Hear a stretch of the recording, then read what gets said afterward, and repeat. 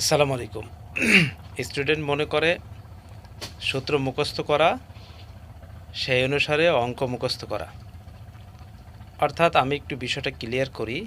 বিষয়টা হলো যে বীজগণিতের সূত্র যদি আপনি মুখস্থ করেন, A square plus B square, A plus B whole square minus 2ab, আবার A minus B whole square plus 2ab। মান নির্ণয় করার ক্ষেত্রে নবম দশম শ্রেণীর যে আপনার নবম দশম শ্রেণীর যে গণিত বইটা 3.1, ওইখানে কিছু অঙ্ক আছে আপনার এক্স মাইনাস 1/x ইকুয়াল 4 একটা মান দেয়া থাকে।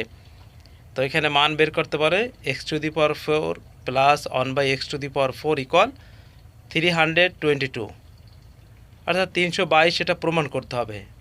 ধরেন এই ধরনের যদি একটা অঙ্ক আসে, তাহলে আপনার সমাধানটা শুরু হয় কিন্তু x⁴ প্লাস 1/x⁴, এটা দিয়ে যদি শুরু করেন, তাহলে প্রথমে যে ভাঙানোটা হয় এ স্কোয়ার প্লাস বি স্কোয়ার, এ স্কোয়ার বলতে প্রথমেই কিন্তু এক্স স্কোয়ার এর হোল স্কোয়ার হয়, এরপরে 1/x² এর হোল স্কোয়ার হয়। এটা ভাঙাইলে ওই সময় কিন্তু মাইনাস 2ab হয়।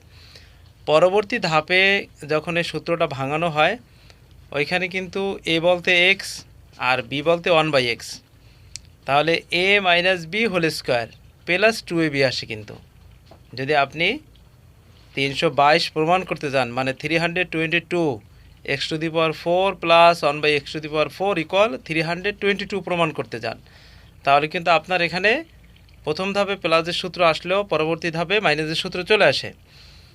এখন মূল বিষয়টা হলো যে স্টুডেন্ট মনে করে যে, আমার অভিজ্ঞতা দিয়ে, পড়ানোর অভিজ্ঞতা দিয়ে বলতেছি, স্টুডেন্ট মনে করে যে আপনার ওই যে সূত্রটা মুখস্থ করতে হবে, অঙ্কটা মুখস্থ করতে হবে।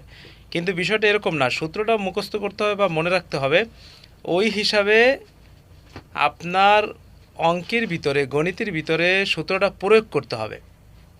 প্রয়োগ করলে আপনার অঙ্কটা সুন্দরভাবে হয়ে যাবে।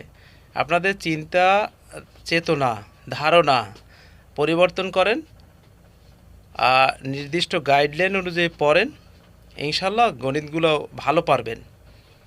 বীজগণিত হোক, ত্রিকোণমিতি হোক, পাটিগণিত হোক, পরিমিতি হোক, পরিসংখ্যান হোক, ভালো পারবেন ইনশাল্লাহ। ধন্যবাদ।